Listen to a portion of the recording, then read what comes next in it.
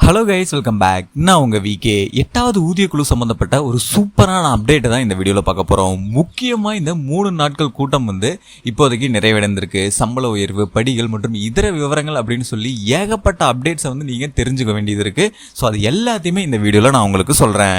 Skip பண்ணாமல் கடைசி வரைக்கும் பாருங்கள், ரொம்ப யூஸ்ஃபுல்லாக இருக்கும். வாங்க வீடியோக்குள்ளே போகலாம். ஏப்ரல் 28ஆம் தேதியிலிருந்து 30ஆம் தேதி வரைக்கும் 3 நாட்கள் நடைபெற்ற 8வது ஊதிய குழுவின் முக்கிய கூட்டத்தில் ஊதியம், படிகள், ஓய்வூதியம், பொருத்தல் காரணி தொடர்பான விடயங்கள், குறைந்தபட்ச அடிப்படை ஊதியம் மற்றும் அகவிலைப்படி மறு ஆய்வு ஆகியவை குறித்த முக்கிய விவாதங்கள் நடந்துச்சு. அதாவது இந்த 8th பே கமிஷன் தொடங்கி கிட்டத்தட்ட 4-5 மாதங்கள் ஆச்சு. ஸோ அதுக்கு NCJCM அப்படிங்கிற தரப்புல இருந்து ஏகப்பட்ட அமைப்புகள் பார்த்தீங்கன்னா மத்திய அரசு ஊழியர்களுக்கும் ஓய்வூதியர்களுக்கும் இந்தந்த கோரிக்கைகளை நிவர்த்தி பண்ணி கொடுக்கணும் அப்படின்னு சொல்லி நிறைய கோரிக்கைகள் வச்சிருந்தாங்க. ஸோ இப்போ கடந்த 3 நாட்களாக பார்த்தீங்கன்னா அதுக்கான மீட்டிங்ஸ் நடந்துச்சு டெல்லியில். ஸோ அதில் நிறைய விஷயங்களை டிஸ்கஸ் பண்ணியிருக்காங்க மத்திய அரசு ஊழியர்களுக்கு ஆதரவாக. ஸோ அதில் நிறைய அப்டேட்ஸ் கிடைச்சிருக்கு. ஸோ அதை பற்றின ஃபுல் டீட்டெயில்ஸ் தான் இந்த வீடியோவில் சொல்லியிருக்கேன். தேசிய மன்றம் கூட்டு ஆலோசனை குழுவிற்கும் NCJCM ஊதிய ஆணையத்திற்கும் இடையேயான முதல் கூட்டம், அதாவது ஃபர்ஸ்ட் மீட்டிங் இதுதான் ரொம்பவே பெஸ்ட்டாகவும் அமைஞ்சிருக்கு. நிறைய பெனிஃபிட்ஸும் இது மூலமாக கிடைக்க போகுது. 8வது மத்திய ஊதிய குழுவிற்கான கலந்தாய்வு செயல்முறையின் அதிகாரப்பூர்வ தொடக்கத்தை குறித்துள்ளது. இக்கூட்டத்தில் மத்திய அரசு ஊழியர்கள் மற்றும் ஓய்வூதியர்களின் சம்பளம், ஓய்வூதியம், படிகள் மற்றும் பணி நிபந்தனைகள் குறித்து விவாதிக்கப்பட்டது. அதாவது ஒவ்வொரு மத்திய அரசு ஊழியர், அதே மாதிரி ஒவ்வொரு மத்திய அரசு ஓய்வூதியதாரர் இவங்களுக்கான சம்பளம், ஓய்வூதியம், படிகள் மற்றும் அதர் அலவன்சஸ், இந்த மாதிரி ஏகப்பட்ட அப்டேட்ஸை இந்த மீட்டிங்ல டிஸ்கஸ் பண்ணியிருக்காங்க. அனைத்து மத்திய அரசு ஊழியர்களையும் பிரதிநிதித்துவப்படுத்தும் ஒரு உச்ச அமைப்பான NCJCM-இன் நிலைக்குழுவின் முதல் ஆணைய கூட்டம் 8வது ஊதிய குழுவுடன் 2026 ஏப்ரல் 28 அன்று நடைபெற்றது. இதில் ஊழியர் தரப்பு பிரதிநிதிகள் 8வது ஊதிய குழுவிடம் ஊழியர் தரப்பு கோரிக்கை மனுவின் முக்கிய அம்சங்களை முன்வைத்தனர். இக்கூட்டத்திற்கு நீதிபதி ரஞ்சனாய் பிரகாஷ் தேஜாய் தலைமை தாங்கினார். மேலும் இதில் மூத்த அதிகாரிகள் கலந்து கொண்டனர். அதன் செயல்முறையின் ஒரு பகுதியாக இந்த ஆணையம் 2026 ஏப்ரல் 28 முதல் 30 வரை புதுதில்லியில் பங்குதாரர்களுடனான கலந்துரையாடல்களை நடத்தி வருகிறது. அதாவது இப்போ கிட்டத்தட்ட 10 வருஷத்துக்கு ஒரு தடவை நடக்கக்கூடிய பே கமிஷன் அப்படிங்கிறது போயிட்டு இருக்கு. ஸோ இப்போ 8th பே கமிஷன் அண்டர் ப்ராசஸ்ல இருக்கு. ஸோ இதோட ஸ்டார்டிங் பீரியட் அப்படின்னு பார்த்தீங்கன்னா ஜனவரி 1, 2027 ஸ்டார்ட் ஆயிருச்சு. ஸோ இதுக்காக தலைவர் நியமனம், உறுப்பினர், இது எல்லாமே பார்த்தீங்கன்னா கடந்த 2025 நவம்பர்லேயே ப்ராசஸ் பண்ணிட்டாங்க.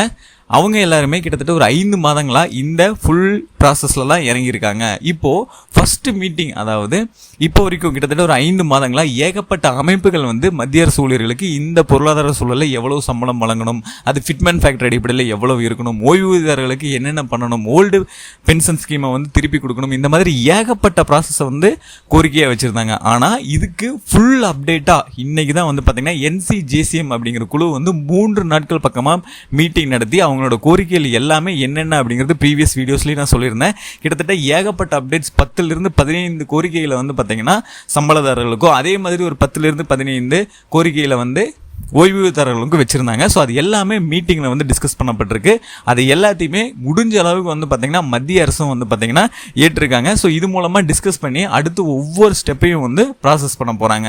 இப்போது சம்பள திருத்தம், பொருத்தல் காரணி மற்றும் ஓய்வூதிய சீர்திருத்தங்கள் ஆகிய முக்கிய பிரச்சனைகள் குறித்து இந்த கூட்டத்தில் கவனம் செலுத்தப்பட்டது. அதாவது சம்பள திருத்தம், அதாவது ரிவைஸ்டு சேலரி, பொருத்தல் காரணி, ஃபிட்மெண்ட் ஃபேக்டரி போன தடவை என்ன இருந்துச்சுன்னு உங்களுக்கே தெரியும், 2.57 10 வருஷத்துக்கு முன்னாடி கொடுத்தாங்க. இப்போ ஃபிட்மெண்ட் ஃபேக்டர் அடிப்படையில் எவ்வளவு வழங்கலாம், அடுத்து ஓய்வூதிய சீர்திருத்தங்கள், பென்ஷனர்ஸுக்கு என்னென்ன ரிவைஸ் பண்ண போறாங்க அப்படிங்கிற எல்லா டீட்டெயில்ஸையும் தான் முக்கிய பிரச்சனையா இந்த கூட்டத்தில் டிஸ்கஸ் பண்ணியிருக்காங்க. 5 பேர் கொண்ட குடும்பத்தை ஆதரிக்கும் அதே வேளையில் குறைந்தபட்ச சம்பளமாக $69,000 நிர்ணயிக்கப்பட வேண்டும் என்று NCJCM ஆணையத்திடம் ஒரு முன்மொழிவை சமர்ப்பித்துள்ளது. அதாவது ஒரு ஃபேமிலியில் 5 பேர் இருக்காங்க அப்படின்னா அவங்களுக்கு கம்பல்சரி அடிப்படை ஊதியம் குறைந்தபட்ச சம்பளமா $69,000 நிர்ணயிக்கணும் அப்படின்னு சொல்லி NCJCM அப்படிங்கிற அமைப்பு ஆணையத்திடம் கோரிக்கை வச்சிருக்காங்க. தற்போதுள்ள ஊழியர்களின் ஊதியத்தை நிர்ணயிப்பதற்கு, ஓய்வூதியம் பெறுபவர்களின் ஓய்வூதியத்தை அதிகரிப்பதற்கும் 3.833 என்ற பொருத்தல் காரணியை NCJCM முன்மொழிந்துள்ளது. அதாவது போன 10 வருஷத்துக்கு முன்னாடி 2.57 கொடுத்தாங்க. அதன் அடிப்படையில் 18,000 வந்து ஸ்டார்டிங் சேலரியாக இருந்துச்சு. ஸோ இப்போ இந்த சம்பள உயர்வு இந்த வருஷத்துக்கு இந்த 8th பே கமிஷனில் அப்படின்னு பார்க்கும்போது 3.833 வந்து கொடுக்கணும் அப்படின்னு சொல்லியிருக்காங்க. அதாவது ஸ்டார்டிங் சேலரி மத்திய அரசு ஊழியராக இருக்காங்க அப்படின்னா அவங்களுக்கு 69,000 வழங்கணும் அப்படின்னு சொல்லியிருக்காங்க. ஸோ இப்போ இந்த 3.833 அப்படிங்கிறது தான் வந்து பார்த்தீங்கன்னா எல்லா கேட்டகரியில் இருக்கிறவங்களுக்கும் வரும். ஸோ அப்போது அவங்க ப்ரீவியஸ் சம்பளம் என்ன வாங்குறாங்க அது இன்ட்டு 3.833 அப்படிங்கிறத போடும்போது கரண்ட்டில் அவங்களுக்கு என்ன சேலரி வரும் அப்படிங்கிறத குறிப்பிட்டு நம்மளே வந்து தெரிஞ்சுக்க முடியும். ஏன் அப்படின்னா கிட்டத்தட்ட பல படிநிலைகள் இருக்கும், ஒவ்வொருத்தரும் ஒவ்வொரு கேட்டகரியில் இருப்பாங்க, அவங்களுக்கு ப்ரீவியஸாக ஒரு சேலரி இருக்கும். ஸோ அதை வந்து கால்குலேட் பண்ணும்போது இந்த அடிப்படையில் வந்து கணக்கிட்டுக்கலாம். இப்போது ஆவரேஜாக நான் வந்து சொல்ல விரும்புறது என்ன அப்படின்னா ஸ்டார்டிங் 1.8 மேக்ஸிமம் 3 வரைக்கும் பண்ணுறதுக்கு வாய்ப்பு இருக்குது. ஆனால் கோரிக்கையாக வந்து பார்த்திங்கன்னா 3.833 வந்து வச்சுருக்காங்க. இதுதான் பொருளாதார சூழலுக்கு கரெக்டாக இருக்கும் அப்படின்னு நீங்கள் என்ன நினைக்கிறீங்க? எவ்வளவு ஃபிட்மெண்ட் ஃபேக்டர் அடிப்படையில் இந்த சம்பள ஊதிய உயர்வு இருக்கும் அப்படிங்கிறத மறக்காமல் கமெண்ட் பாக்ஸில் கமெண்ட் பண்ணுங்கள். 8வது மத்திய ஊதியக்குழுவிடம் சமர்ப்பித்த தனது கோரிக்கை மனுவில் NCGCM அமைப்பானது NPS மற்றும் UPS திட்டங்களை திரும்ப பெறவும் பங்களிப்பற்ற ஓய்வூதிய திட்டத்தை மீண்டும் கொண்டு வரவும் கோரியுள்ளது. அதாவது NPS UPS அப்படிங்கிற ஓய்வூதியதாரர்களுக்கான நியூ பென்ஷன் ஸ்கீமை வந்து பார்த்தீங்கன்னா திரும்ப பெறணும் அப்படின்னு சொல்லியிருக்காங்க. அதாவது ஓல்டு பென்ஷன் ஸ்கீம் தான் வந்து ஓய்வூதியதாரர்களுக்கு வழங்கணும் அப்படின்னு சொல்லியிருக்காங்க. ஏன் அப்படின்னா NPS UPSல வந்து பார்த்தீங்கன்னா கவர்மெண்ட்டுக்கு ஒரு சில ஷேரிங் போகுது. ஸோ அது எதுவுமே இருக்கக்கூடாது. எங்களுக்கு ஓல்டு பென்ஷன் ஸ்கீமில் தான் நிறைய பெனிஃபிட்ஸ் கிடைச்சிது. ஸோ அதனால் OPSவே மீண்டும் திருப்பி கொடுக்கணும் அப்படின்னு சொல்லி கோரிக்கை முக்கியமாக வச்சுருக்காங்க. ஓய்வூதியங்கள் திருத்தி அமைக்கப்பட வேண்டும் என்றும் அரசு ஊழியர்களுக்கான ஒரே பதவி ஒரே ஓய்வூதியம் என்ற கருத்தை 8வது மத்திய ஊதியக்குழு பரிந்துரைக்க வேண்டும் என்றும் அந்த ஊழியர் அமைப்பு வலியுறுத்தியுள்ளது. 11 ஆண்டுகளுக்கு பிறகு வழங்கப்படும் மாற்று ஓய்வூதியத்தை மீண்டும் கொண்டு வரவும் ஒவ்வொரு 5 ஆண்டுகளுக்கு ஒரு முறை ஓய்வூதியத்தை உயர்த்தவும் பணிக்கொடை மற்றும் வழங்கப்படும் ஓய்வூதியம் குடும்ப ஓய்வூதியம் விகிதம் குறித்த ஒரு முன்மொழிவை முன்வைக்கவும் ஊழியர் தரப்பு வலியுறுத்தியுள்ளது. அதாவது ஊழியர்களுக்காக நான் சொன்னல கிட்டத்தட்ட ஒரு 10-15 கோரிக்கைகள் வந்து வச்சிருக்காங்க. ஸோ அதில் இது எல்லாமே அடங்கும் அப்படிங்கிறது குறிப்பிடத்தக்கது. அடுத்தது ஊதிய விகிதங்களை ஒன்றிணைத்தல். 6% வருடாந்திர ஊதிய உயர்வு. பதவி உயர்வின் போது குறைந்தபட்சம் ரூ 10,000 பலனுடன் 2 கூடுதல் ஊதிய உயர்வுகள், அனைத்து படிகளையும் மும்மடங்கு அதிகரித்தல் மற்றும் ஒரு மாத ஊதியத்தை பணிக்கொடையாக வழங்குதல் உள்ளிட்ட பிற சலுகைகளிலும் NCGCM வந்து கோரியிருக்காங்க. இந்த கருத்துக்களுக்கும் விளக்கக்காட்சிக்கும் பதிலளித்த தலைவர் 8வது ஊதியக்குழு ஊழியர் தரப்பால் முன்வைக்கப்பட்ட அனைத்து கோரிக்கைகளையும் பாரபட்சமின்றி பரிசீலிக்கும் என்று உறுதியளித்துள்ளார். அதாவது வருஷத்துக்கு 6% வருடாந்திர உயர்வு. ஓகேங்களா. அடுத்தது பதவி உயர்வின் போது குறைந்தபட்சம் 10,000 பலனுடன் 2 கூடுதல் ஊதிய உயர்வுகள் அப்படிங்கிறத கேட்டிருக்காங்க. அடுத்து அனைத்து படிகளையும் மும்மடங்கு இப்போ இருக்கிறத வந்து பார்த்தீங்கன்னா 3 மடங்கு அதிகரித்து வந்து அதர் அலவன்சஸை வந்து கொடுக்கணும் அப்படின்னு சொல்லியிருக்காங்க. ஒரு மாத ஊதியத்தை பணிக்கொடையாக வழங்கணும் அப்படின்னு சொல்லி ஏகப்பட்ட கோரிக்கைகளை வந்து NCGCM வந்து வச்சுருக்காங்க. ஸோ இது வந்து பார்த்திங்கன்னா பாரபட்சம் இல்லாமல் இந்த கோரிக்கைகள் எல்லாமே இந்த பொருளாதார சூழலுக்கு கொஞ்சம் கரெக்டாக தான் இருக்குது. ஸோ அதை வந்து பரிசீலித்து பார்க்குறோம் அப்படின்னு சொல்லி இந்த மீட்டிங்கில் வந்து மத்திய அரசு தரப்பில் சொல்லியிருக்காங்க.